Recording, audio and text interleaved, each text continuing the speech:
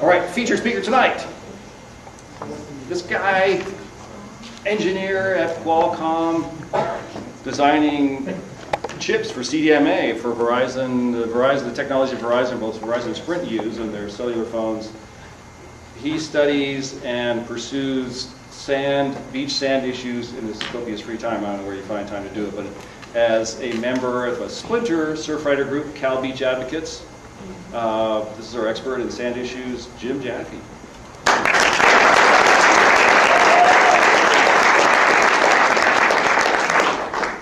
And when they kicked off the meeting, they were talking about Johnny's policy committee.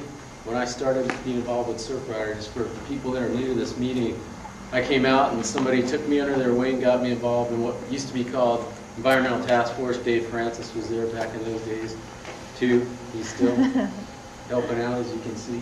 And just go talk to any one of these people to try to get involved. And that's how I ended up getting involved and trying to help out, because the new pres says do some service. My kids, for Martin Luther King Day, my wife made them clean the beach up before they got to go to a movie. So you guys can volunteer with a Surfrider committee or something like that before you leave this room. That would be the best thing you could do.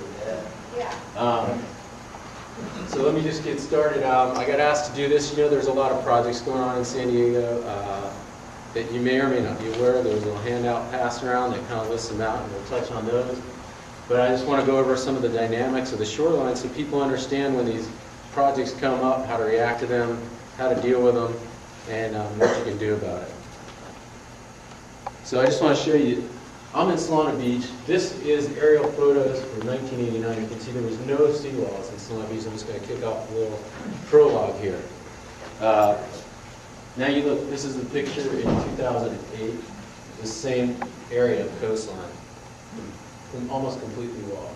That was red, allegedly sculpted and contour items are seawalls that were built into the coastline.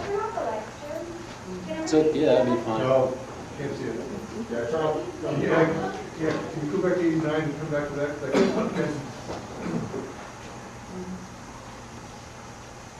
So if you look there, see this contours right here? This is all concrete. This is concreted up here, concreted up here.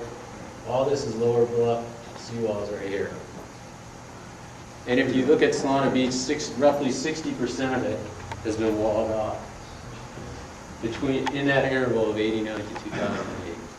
We also have a distinguished researcher in here that's researched the erosion on the cliffs. Adam Young is here. He's looked at the erosion from the cliffs. You might want to Google him and find his reports. They're pretty interesting as well. So let me just go over what we're going to go over. We're going to go over projects and issues in the San Diego area. Some things about beach processes, seawalls, sand dredge and filling, sand nourishment, also known as sand replenishment. These are buzzwords that you got to watch out for. What's really happening generally is filling or dredging and filling. So they might call it nourishment or replenishment, but that's... It sounds healthy. It's 1984 like George Orwell. Here's a litany of the projects that are going on right now. This is just a partial list. This is what I got time to keep my hands partially in. We've got Sandag Regional Beach Replenishment Project. I believe it's going to be a $28 million project. They're looking over the course of the next tens of years to put millions of cubic yards of sand down on your beaches. So, you know, you might want to keep track of that. And we'll talk about some possible positions to take on that. There's the Opportunistic Sand Replenishment Project, which is in Encinitas. Has anybody seen the trucks driving around Encinitas? Oh, That's yeah. what that is? Okay, and you can laugh at it now, but there was time to comment on it. We kind of missed it. But there's still time to get involved with that project, too. Friday, comments were due on the Coastal Regional Sediment Management Plan. That's where they're going to plan how to manage all the sand and beaches in the San Diego region. There's in Encinitas and Solana Beach, they want to do a sand replenishment project by the Army Corps, which in some ways has created a lot of the reasons why there has to be these sand projects in the first place, by building harbors and dams and all these other things. And they also want, with your tax dollars, to build seawalls. So think about that. And that's one reason to get involved. That's been going on for years. Is that still, I thought that was just, it's been quiet? They're coming back, well, we put them to sleep several times. Ah, In 2010, they're coming back at the end of this year with another proposal for the project. In 2010, they want to start construction, is what their latest plan is.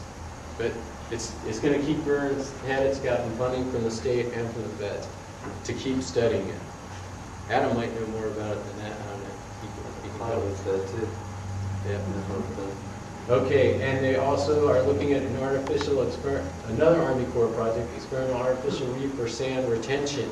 Who knows? We don't know what that means, but we'll learn about that. And recreational purposes. And then there's a Solana Beach local coastal plan, which has been before the Coastal Commission.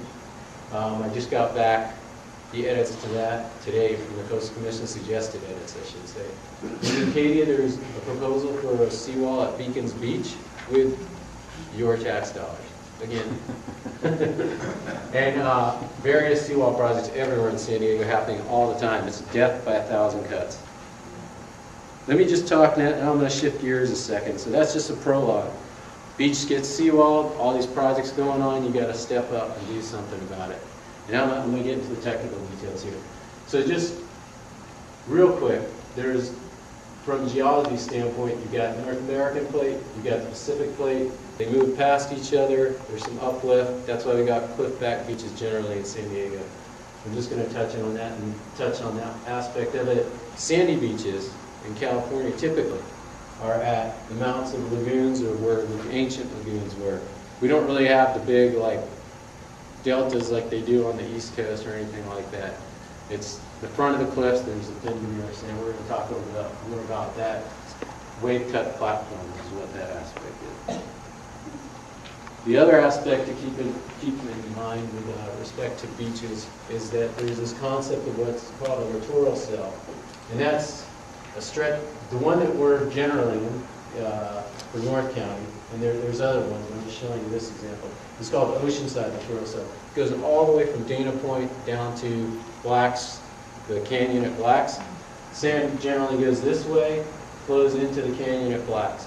So it's where there are two places where there's a containment of the sand flow. The sand moves down the coast. So that's another thing to keep in mind. There's all these compartments up down the coast. There's Silver Strand, La Jolla, those are the big ones in our area. Where does sand come into the littoral cell? Well, there's natural sources, right? It comes down the river, but it hardly rains in California. So, and on top of that, most of them are dammed, right? So that's one thing. Shoreline erosion causes sand. You know, you can get from the cliffs, block or cliff erosion, and just other shores up coast. The sand from them moves down to another part of the coast as it flows down. Unnatural sources, human-made, dredging of rivers, lagoons, or bays, dredging when they construct a harbor, offshore dredging, opportunistic sand, which is from construction sites. And we can talk about that in the question interval if people have questions about that. Imported. They tried to get garbage trucks that were dumping garbage in the desert a few years back to come back loaded up with sand from out in the desert, because that was where the ocean used to be, essentially, out in the middle of the desert. That didn't go, but you got to keep in mind, and that's what I'm talking about here with this trash for sand project. That was a real project, and they were dumping the sand in Carlsbad, if anybody remembers that one. That was a great one. Where does sand go? It moves cross-shore due to waves and tide. That's perpendicular to so out this way and that way. If the waves get too huge, it gets lost offshore. It gets in too deep water and it can't come back. But generally, you see the variation from summer to winter that it goes up and down, right? In the summer, generally higher sand. In the winter, generally lower sand as the wave and tides wash away. But you do lose some that way. Longshore, you know the waves don't hit the coast. Thank God they're not coming straight in, or it'd be a giant closeout, right? They're coming at these north swells and south swells come at an angle, but the predominant energy is from the north. So it transports it down the coast, and it loses it into that canyon down at Blacks, or going down towards ID, there's canyons down there also. And that's the canyon loss. And then there could be wind-driven transport that could go either way. It could get blown off the beach onto the beach and so on and so forth. So when you hear people talking about why there has to be sand projects, right, it's because some of the sand has been blocked by jetties or other impediments, or just there never was enough and the coast was always eroding, and that's basically what we live in, but we want to change that. It's an unnatural thing to try to change that. I'm going to talk about North County. This is what I was talking about earlier, this wave cut platform concept.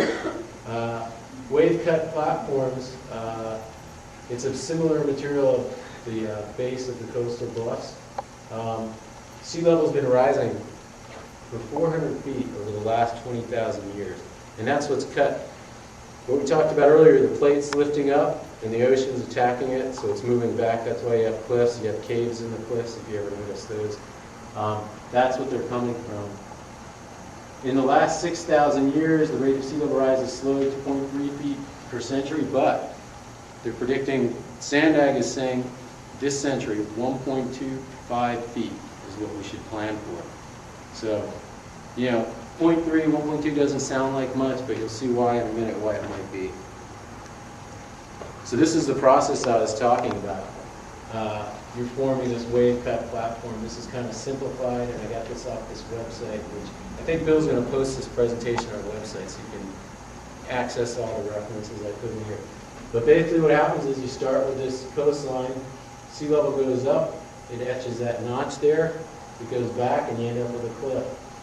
And undercut at the base. So you get this wave cut platform, and if you walk around at Swami's or at tabletops or places like right out here in front of the cliffs at Blacks and some of those areas there, you'll see these, sometimes the platform has rock still in it. And it's quite fascinating as typos, but if you don't have that, you can see the slope is so big there's nowhere to put sand, even if you did put sand down here. You just had this sheer cliff and under this platform, there'd be nowhere to put sand, and we're going to get to that in a second also. And if you think I'm making this up, another famous guy from Scripps Institute of Oceanography, Wolf Berger, do our Scripps people know that guy? Is he still around? He may be retired by now. Same thing, didn't do New York sand. He wrote this little book in 1976 to like educate the town council in Solana Beach about sand projects. So nothing's really changed. There's all these snake oil salesmen telling you that, you know, we used to have these wide sandy beaches, but the truth of the matter is it's always been this wave cut platform with just a little bit of sand on top of it. Here's another interesting. Who's been to Fletcher Cove pillbox? Okay, good. Do you know how they made that? Does anybody know the story of how they made that? Right?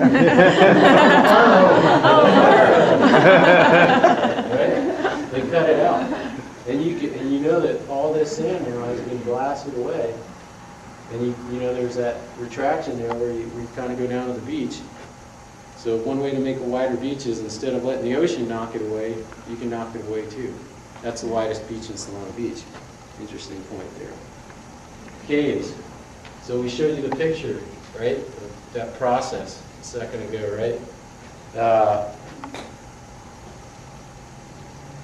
This process here, right? The ocean's coming in and it's notching out the cliffs. Why does that happen? What's the result of that, I should say? Caves. This is 1920 or something like that. Are they wearing bloomers? Yes, they are. It's old. Yeah, I don't think they wear anything under their wetsuits.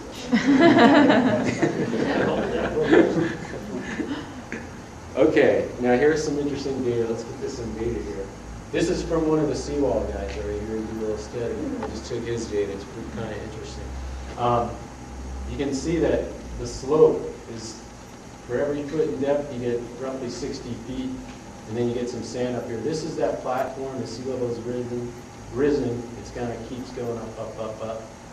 2,400 feet from shore, it's 40 feet down.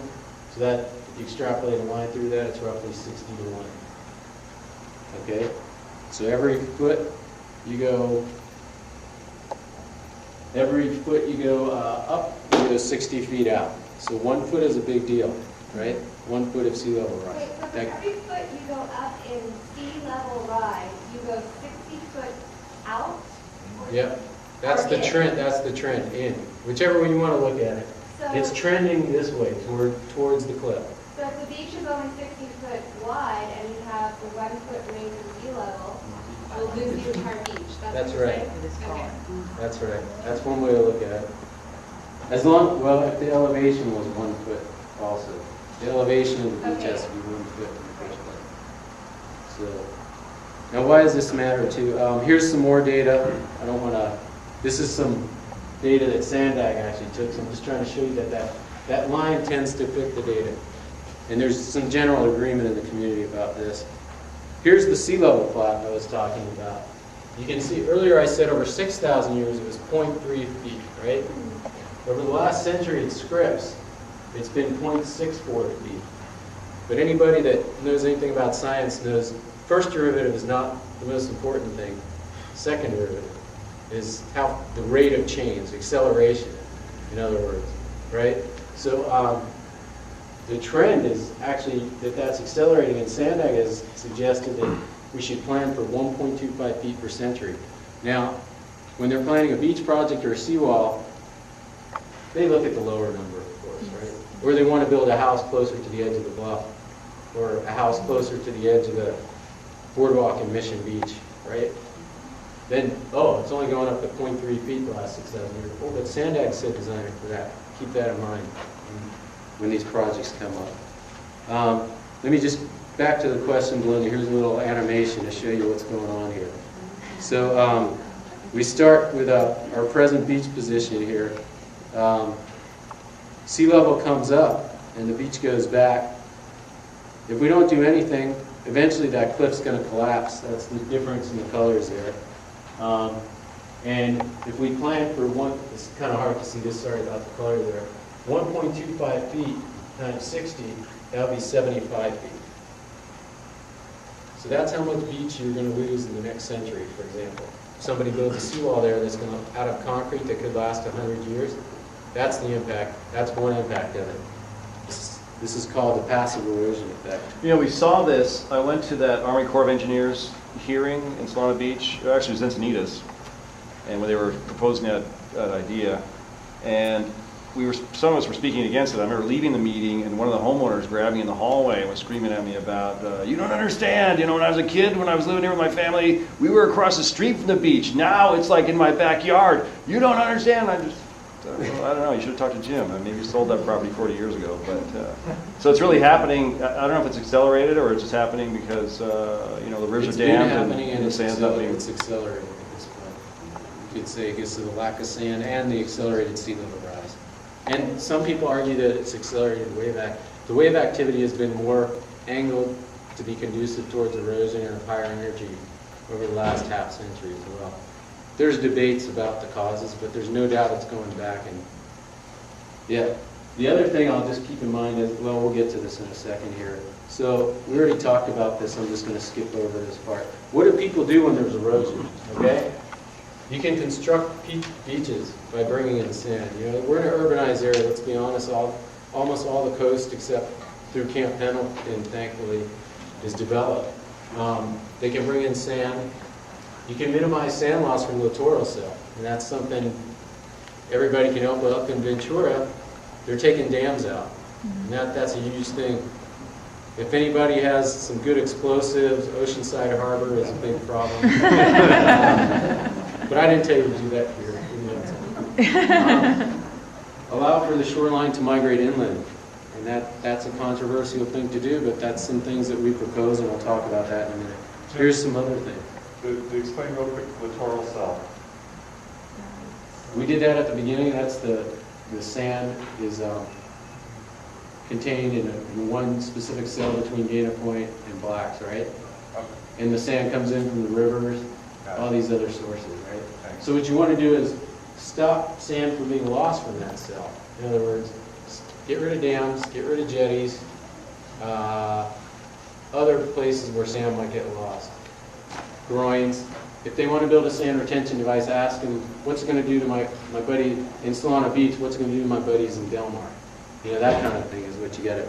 The other response is build seawalls, revetments, notch caves or seawalls, place sand retention devices such as artificial reefs or jetties, and that raises a yellow caution sign anytime that comes up. It should to anybody in this room that cares about their beach. Why? We're going to get to that. Okay. Okay. Here's another thing. We've got this, I'm just going to skip over the technical details. If anybody wants to see me, come see me after this. Here's the 60-to-1 slope. There's a theory of sand equilibrium that the Army Corps, as a matter of fact, this is from the Army Corps' manual, coastal engineering manual. The sand will take on this stable shape due to forces of gravity plus some of the properties of the material itself. You can see that it doesn't match up. In other words, the sand wants to pile up like this, but the coast is going like that. It's going to be very difficult to build any kind of beach of any width. You still need this shore platform. If you don't have the shore platform, they can put all the sand down they want, it's not going to stay there. And that's something we've got to constantly be on their case about. The shore platform is the existing beach? It's the bottom of the beach. Underneath the veneer of sand is the shore platform. Okay. And that's where the sand gets deposited. Okay. So like again, like the reef pops up at Swami's, the reef pops up all up and down the coastline. You can see it, the rocks will pop up out of the water. That's what that is. That's your old cliffs there that have eroded away. How much would it take? So these are just some numbers, and this is just for Solana Beach. And let's just forget the numbers. 29. So this is 29 to 35 million cubic yards of sand. 35 million cubic yards of sand out to 29 meters to handle a wave, so that the waves don't suck it away. A wave that big would still have influence over sand unless you put that much sand down there. $350 million just for Solana Beach. And everybody knows that 5.9, 22 seconds happens every big Wednesday or so, right? So everybody that watches the buoy reports, this number is directly related to that number. So Jim, you're talking about the area from like Fletcher Cove north? From Seaside down to the river mouth. So tabletops to the river mouth area. Those turns don't make it. 350 million. 350 million. Yeah. Okay. Here's some impacts of seawalls. I think that was your question, right? Here's some impacts of these seawalls here. Passive erosion. I'm going to save a special slide for that because that's the worst thing. There's placement loss. When you put a seawall on the beach, right, it's going to take up some area of the beach that the property owner generally does not own. The analogy I like to use is this. Your kids are playing in the yard. They want to ride their skateboards or bikes in the street, right? Can you build a fence in the street? But why do these guys get to build a seawall on the public beach, ride their tractors up and down the beach all day long to build a seawall on the public beach? To protect the private property. Thank you. Yeah. I mean, you can't even do construction from the street, right? If you can't access it from your own property, you can't do the project. You have to get a special use permit, so that's something. Active erosion, this is debated whether or not this happens. This is reflections. And some people also might argue that the cliffs reflect also. But if you fix the beach, this effect could be amplified. But it's debated whether or not. There's literature that shows both ways on that one. I'm just pointing out that that's an impact that could be there. Public access impacts. We're going to come back to that, the placement loss, active erosion impacts. Visual impacts. You can see that from that picture that I showed you, those seawalls don't look anything like the natural cliff. Economic issues, subsidies, right? You put the seawall up there, you're losing the sand. So then Big Brother comes in with your tax dollars, put more sand on the beach because they built a bunch of seawalls, right? So that's something to think about. It's sit in your wallet, it's not just sit in your beach. The most important thing to remember is that a seawall is never built to protect the public beach. It's built to protect property, structures, or a cliff from erosion. And let's talk about this passive erosion effect. So earlier, the other slide I showed you that the beach would go back, right? Here we're putting a seawall there, right? And the beach is fixed. 10 minutes? Okay, great. I think we're good. The beach has been fixed by this seawall, right? So, first of all, you built it on your property. And in Solana Beach, I know this for a fact because I've studied the heck out of it, the city owns up to here. So all this that could have been your beach, they took it. And recently we've got them to acquiesce and start charging lease fees for using this land. And the concept that we're after is charge that lease fee, you use it for a little while, but then we're going to take it, we're going to buy you back out from the fees we collect when you go to sell your house. First right of refusal when you sell your house, that you have to sell it back to us. So that's something we're working on. It's a novel approach, but it's something to consider and keep pushing in the city you live in. You lost all this beach in passive erosion. So the passive erosion effect, I think I have a slide here that talks about it. Let me skip this one for a second. We talked about let me just go back there. Right. Generally, the beach is fixed and sea level rises up. So as Belinda observed, you're not going to have any beach. You're going to have water and a seawall, and that's it, unless you let it go back. Or you could try to put some sand in there. And then what we talked about earlier was, well, you can't meet that slope requirement of 60 to 1. There's just no way to put that much sand down there. You're going to have to continually do it, whether or not it's feasible, it's possible. And then consider the fact that what are our surf breaks in generally San Diego? The reef breaks, right? You put that much sand down there, the volume that I just told you, what's going to happen to your reef? You have a bay now. Yeah. Yeah. So just think about that when you're talking in public on these projects. What I'm trying to do is stimulate more, make this more scalable than the Jim Jaffee project. Get some of you folks stimulated to get involved with these things. We've got a sign-up sheet over there. Because it is happening. And you saw the list at the beginning. Who took the handout? If you don't have one of those handouts, you might want to grab it. Let me just show you some real-life examples of the seawall's impact on the beach. And these are some old pictures that I have. Some animation. So here's the seawall position, right? That's the end of the seawall. This is right by rock piles, a little south there by the river mouth. Everybody know that one? Okay, there. You got a delta between those two. Where there's no seawall, you can see that's been eroding. That's fixed. And we measured it. My wife measured it. And I took the pictures. So this was, I believe, we took these pictures around 2002, 2003. It was 60 inches between 78 and 2003, which fits pretty close to actually, this data was quoted by, I think his boss, are you still working for Flick? His boss used this data, and he was a big dog over at Scripps and with the Department of Boating and Waterways. Used this data in Solana Beach EIR. So ask yourself the question, if that seawall wasn't there since 1978, how wide would that beach have been?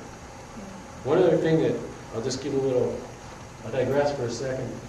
This area here is not cliff underneath, it's actually sand all the way down. There's areas where river mounts had shot through, that's one of them.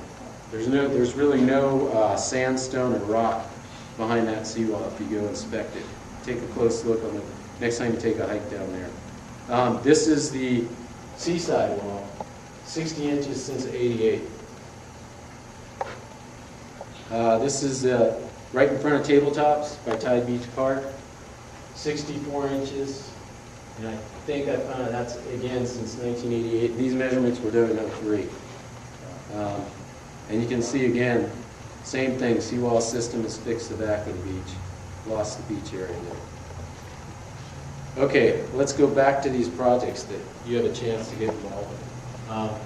We've got the Sandbag Regional Beach Replenishment Project.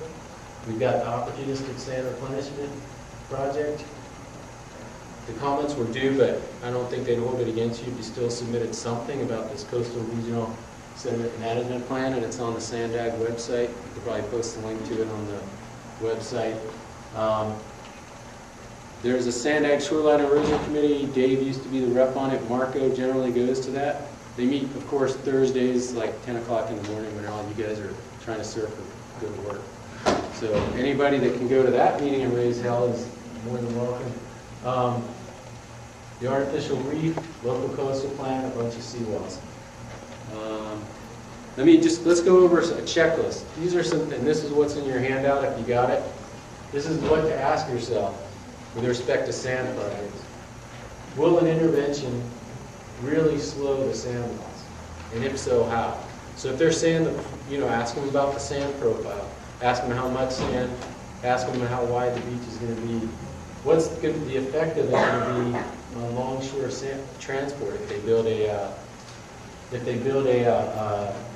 jetty or groin or reef in the middle of Solana Beach, or they're talking about doing them all up and down the coastline as part of that coastal regional sediment management plan. I can keep saying that over and over again. That was my question. You said that jetty causes a yellow flag, and I said why? Because it stops the littoral drift. It's going to trap sand. One side there'll be sand, the other side there'll be an absence of sand. Good example is go to South Mission and walk over to Ocean Deep Dog Beach. You see there's no sand on the south side of the jetty. Right, or Zuniga Jetty in Coronado too. Yeah. That's another one. Oceanside, go to who surfed at DMJ's? Yeah. Del Mar Jetty.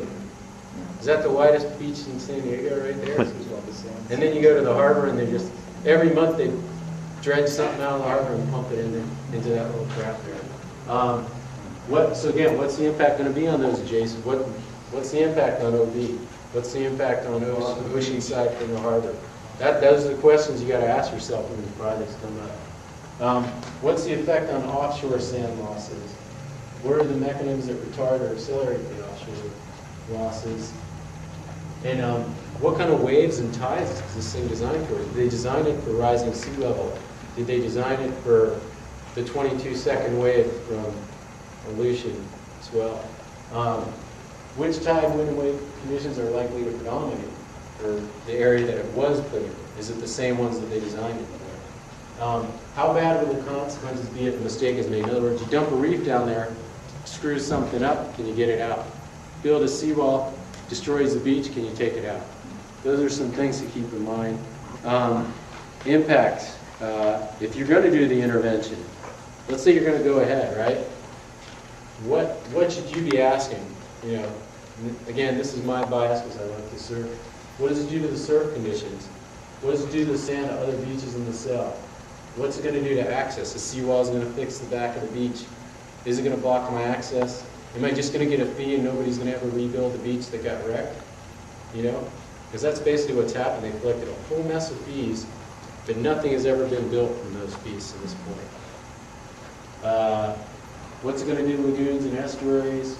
If they build a huge sand project, are you going to bury the reefs that the fish are spawning in, that the lobsters and the crustaceans live in, that the whole system needs to persevere? Those are things you got to stay on top of. Water quality, and I haven't seen one pretty seawall. And one thing is for sure, people say they might act like bluffs, but you can't put graffiti on a bluff. You can put it on seawalls. And people do that, and it's just terrible. So, just a summary of this little model we came up with. You got to remember the beach is going to migrate. We're living in it's an eroding coastline. That's the way it's been. Unless some huge geologic shift occurs, like a huge earthquake that pops the platform way out of the water. In that case, don't worry about it. We've got other problems. Seawalls stop the beach migration process through passive erosion. Sand nourishment can temporarily create a beach, but not in the long term. And you need even more sand with a seawall than without a seawall. So it's going to be more dollars. That's a burden on the taxpayer. We need a balanced approach, and here's what we've tried to persevere with in the past.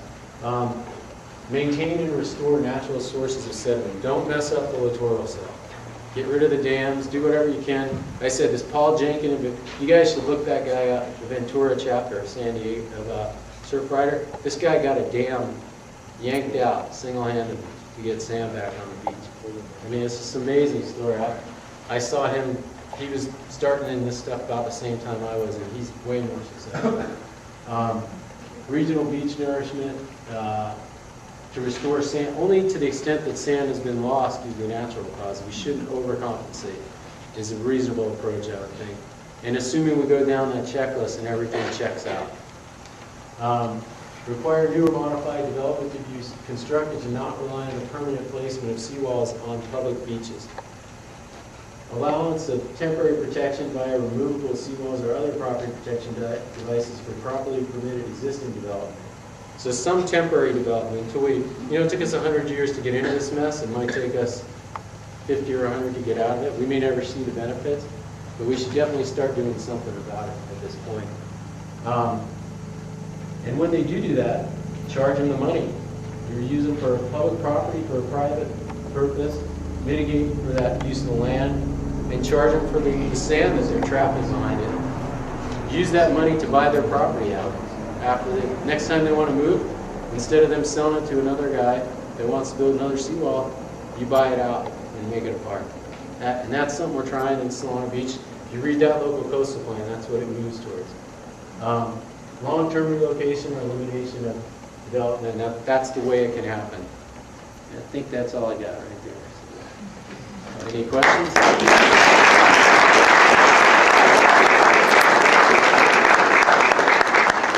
One more question. Surfrider does, the chapter does have an issue campaign for this. It's called God Stand. And we are looking for people to get involved. So there is a sign-up sheet if you're interested. We're going to start that campaign this year. It'd be pretty neat to be in a campaign that's, going to start up together and create a whole plan and everything. So definitely sign up if you want to get involved. I think, Stephanie, you had some comments too, right? Because this is related a little bit to what you're going to talk about. Yeah, going to do that now, or? Well, I think somebody else had one more question. Yeah. I had a question about the sand. They dumped years ago the sand in George's. Do you remember Yes. that in Cardiff?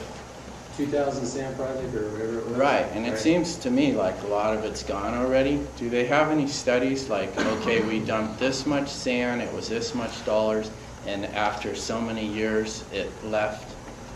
Yes, they do. They have a monitoring study on that project which monitors the sand profiles. I can't remember the intervals. Maybe Adam might. Were you involved with that, Mark? No.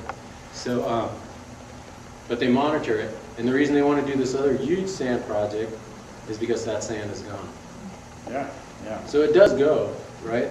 And part of the reason, like I said, is you're trapping some of the sand. So since it's not coming in, you're going to have to do some form. If you want to keep somewhat status quo to what it would have been, you're going to have to put some down. But it's always going to erode. That's the thing that I think is misunderstood. I think if you read that regional sediment management plan, there's no allowance for the migration of the shoreline. It's fixed in that study. So the sand is going to come and go. That might retard the process somewhat and mimic more of the natural process because it puts the sand that was lost due to the harbors and the dams back into the system. But that's the extent that it should be done to.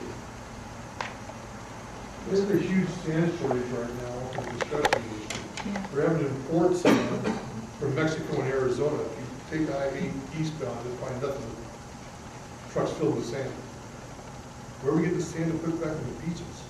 Okay? That's If we have to very good. import sand for construction, we're importing a lot of it, and it's raising the price of concrete tremendously. Okay, so if you read that regional sediment management plan, the proposal, there's a couple of proposals they have.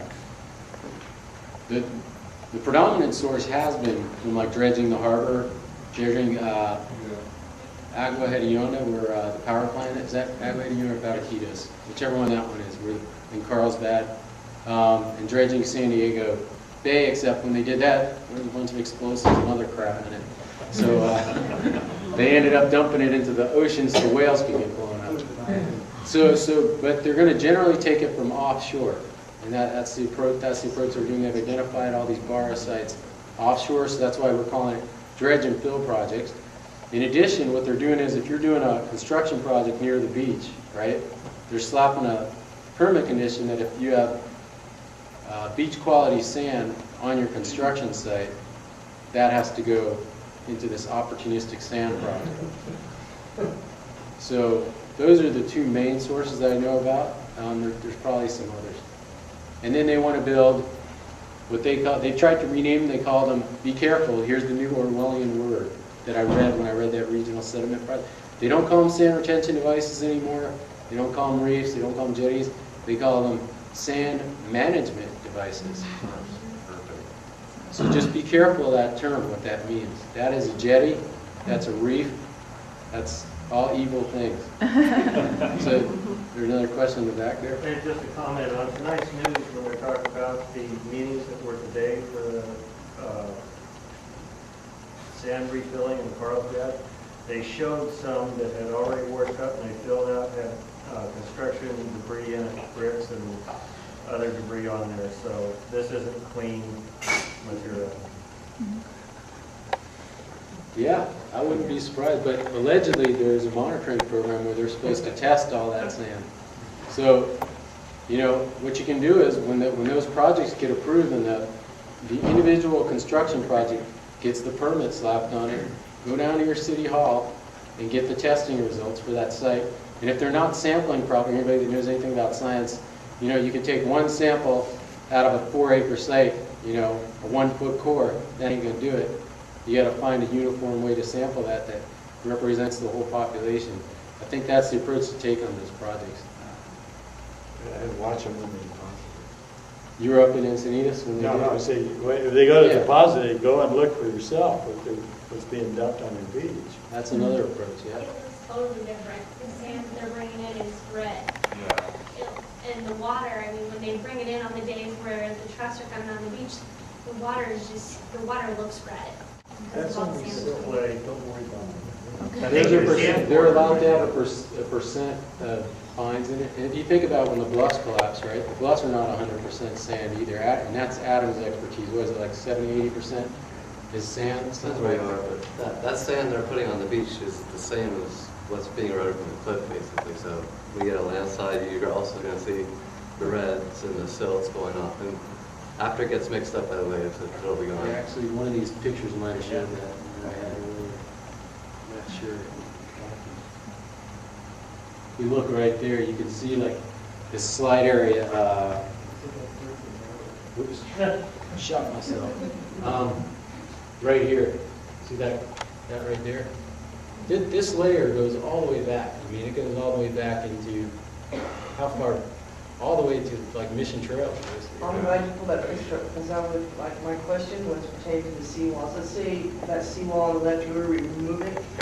Has there been studies done, or would you know if it would kind of go to the same? Would it go to what it looks like on the right compared to the left? Equilibrium is to try to. What tends to happen is this shoreline tends to be flat, except where you build something that's more resistant to erosion than what's already there. Or if a layer gets exposed that's more resistant to one of the existing layers, right? It's going to tend to be flat because the waves are just attacking it relentlessly from the northwest, right?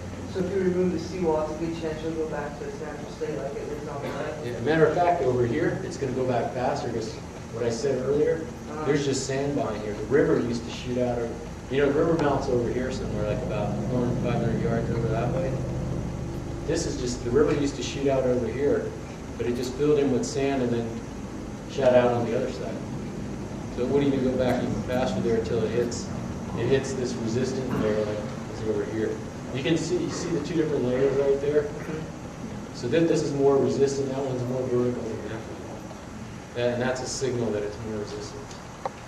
What happens when you have part of the cliff armor and then next to it like that, it's not armored? Eventually, does the water get behind there and undermine? Absolutely, and that's why they, let's see, here you go. So they do a little side deal there to...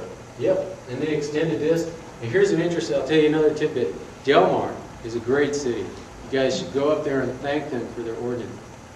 This part of the bluff is in Del Mar, right here. Okay? Del Mar has a law because of one of the guys that wrote the legal papers to draw up Surfrider Foundation was their city attorney, is a buddy of mine, Dwight Warden. You should thank him too. They have an ordinance that says no seawalls on public bluffs, right? These guys came in and said, you know what? My seawall's getting waxed on the end, right? So I want to extend it over here. And Del Mar said, nope. So what they had to do was they had to build a sidewall. This thing is caissons all the way up and down, all the way back to that like fence line way over there. it's just gonna keep going and going, and Del Mar's not gonna let them do anything. Jim, what's a caisson? Caisson is like a piling, basically, to support it from, it's probably like a 90-foot piling that's drilled into the bedrock down here at the bottom to support it from the side. The other people that you guys need to thank, and this is a big issue that's going on right now, state parks up on the north side is getting pressure to allow people to build seawalls on your state park. So you know that, does anybody surf at tabletops, you see the no dog sign out there, right? Where it says no dog. When you go south that at Solana Beach, north of that is part of the park, the parking lot at Seaside. They let that one wall in there, but since then they put their foot down, they said no seawalls on public property. Well now, Martin Garrick, the assemblyman from our district, has been lobbying to get that law changed, and the Solana Beach City Council just heard a project the other night, they're trying to get that really changed as well. So call the state parks, we'll send that out, I'll get Bill to send out. Call those guys up and tell them, don't change that, you guys are doing the right thing, no seawalls on state parking lot. Doesn't the Seaside parking lot have riprap in front of it, essentially a seawall there? It did from a long time ago, yes. That's an interesting debate. Why do you have the seawall to protect your own parking lot and you don't let somebody else do it? And it's because they're saying that it creates public access to it by armoring it there. We fought that too, by the way. Question back there? Yeah, Jim, thanks for all your work with this. Going through those management plans and stuff, I mean, it's some real boring work. So Jim loves it. So it seems like the fight for this in the last 20 years, a lot of the energy has been focused against Army Corps of Engineers. They seem to have kind of gone away a little bit. The failure of a lot of these projects, failure of the treatment projects and all this. But it seems like what's stopping this idea, this concept of retreat, managed retreat in a municipal setting is FEMA and how they subsidize coastal building with their insurance program. Do you have any insight on, when commenting on these programs, how to kind of inject this idea of coastal retreat into these sediment management programs, because they're widely ignored by the municipalities for obvious reasons? Yeah, confrontation is the biggest, right? Angry property owners are easier than angry guys like me. So, or worse than angry guys like me, I should say. But we sued them and we won. So the chapter put its mouth up and backed us on a couple of these lawsuits. And that's been successful. What that did was that bought us a seat at the table. We wrote the local coastal plan in Solana Beach and built retreat into it. So every municipality has a local coastal plan. And I think if we can get this one through with this innovative structure of retreat based on those fees, buy the property out with the fees, then you can adapt that to other areas of the coastline, modify some of the other local coastal plans, amendments to the local coastal plans. I also want to thank you for your presentation. But I wanted to back up what Belinda said, that this is an issue of some urgency. Because when these projects come through, it's a really silent process. Like, the average person does not know a seawall is being built until you're walking on the beach and you see the rebar. And no city council member wants to say no to this desperate homeowner of, my house, my dream, my every dollar I own is about to crumble into the sea. But the public doesn't realize that their beach is being taken away with your phrase, like death by 1,000 cuts. That seawall, and a lot of times the homeowners are like, we're doing a public service, we're protecting you. But no, you're not. You're taking away the beach that I love. So the public, I firmly believe the public does not realize that seawalls are taking away our beach. And if everyone knew, and with some outreach that Belinda spearheaded, people can know, and we could do something about it. It's actually happening more silently even than that. I was working with a group about 5 years ago when the Army Corps was coming in, and it's Orca, it's the Sierra Club sort of ocean-centered wing, and they had a volunteer that would walk the beaches in Solana Beach and Encinitas and show photos. Yeah. You see a seawall going up, you take a picture of it and go up and check. Yeah. This guy was in spare time. Yeah. But he'd go up and check the building permits to see if that was, and oftentimes he'd see there wasn't even a permit. People just Yeah. slap these walls There's no up. story poles for seawalls. Yeah, like, you know, if someone puts an addition on their house, you see it, and you don't Well, see that. then on he the talked beach. to these guys and say, hey, there's no permit, there's a wall going up. They They're go, like, what are you talking about? Let's Yeah. get the truck and go out there and look around. Yeah. That's how clueless, or how, inactive, I guess you want to call it, some of the city people are. Yeah. Sad, but true. And then the other issue is the property values. No elected official is going to, take the side of some BC environmentalists when, a tax-paying grease ball. Well, you know what? These Is on the walls inside. do disintegrate. They're not. The ocean will always win against concrete. So these walls, they disintegrate. And I think, okay, 50 years from now, that homeowner is going to be pleading poverty, and not who's going to get rid of that decrepit seawall. It's not the city's responsibility. The homeowner won't be able to afford it. It's going to ruin our beaches. So. When the seawalls go up, who pays for them, Jim, the homeowner or the taxpayer? Homeowner. Okay, for these ones that I just showed you, those are generally private property. There are some cases where the public has paid for them. This Army Corps project that has been proposed for instant use in Solana Beach, they're proposing paying for the seawalls with tax dollars. Yep. Isn't, what about sand replenishment itself? That's usually Army Corps? Army Corps or Sandag gets the money from the state or other, but also we've been successful in getting the sand mitigation fees collected for the seawalls. The lease fees only been the last 5 years, I would say, for the use of the land, because we learned it. I mean, that was something we learned along the way. If I'd have known that when we started, we'd have been in a lot better shape, to be honest with you, but that was something we learned going through the whole process. But the sand fees, they've been collecting those, but nobody's ever spent any of them to mitigate the impact of those seawalls.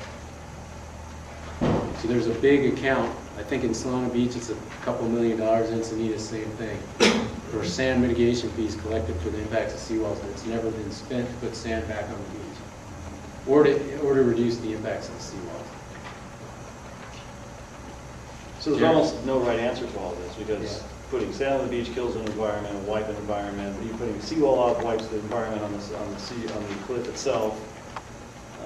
Well, the answer is not to build on the cliff. Well, the answer is to take the dam down.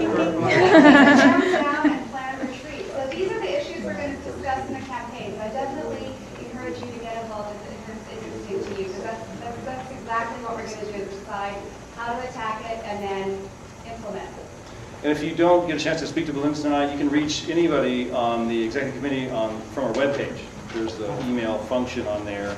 Belinda is belinda@surfridersd.org, and Jared has something to say. Yeah, I have a question for Jim. Looking forward, I've noticed, there's been problems in the Torrey Pines area by Blacks, where the cliffs have been collapsing. I know down at Sunset Coast where I surf a lot, seen a lot of collapse. Do you think we're going to start dealing with people trying to make the argument that we need to put up seawalls to protect the public safety, and how do we deal with that if it comes up? I can tell you what State Parks did, given that same question. I think it's a good answer. I don't know if there's a right answer to it, but the property owners have been using that argument, for one thing, in Solana Beach. They say, oh, I'm doing a public service, you're getting a free ride because we're making the beach safer, right? But here's the thing. Let's say there's a trail in the Grand Canyon, and it's just, the wolves and the coyotes made that trail, and the humans followed down that trail as time went on, right?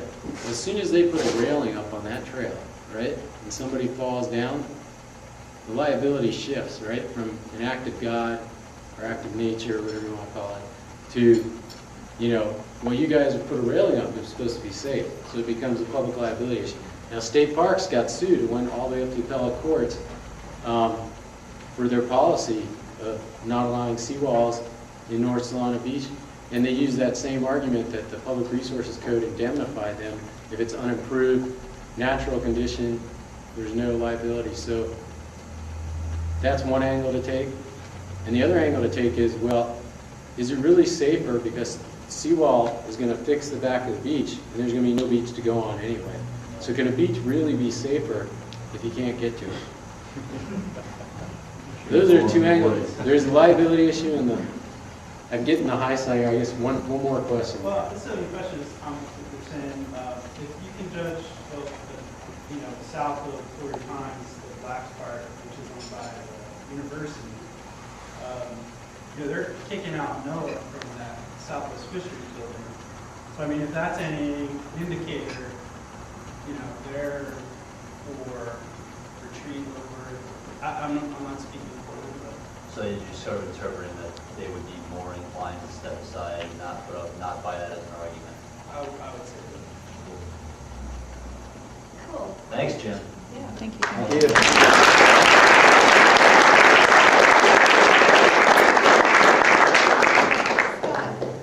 We owe a lot to Jim for formation of this chapter over the years and what it's built up to what we were able to inherit now too as well. So Jim, thanks for all that. And thanks for, I got Verizon too. I probably will be able to talk on the phone. That's worth something right there as well.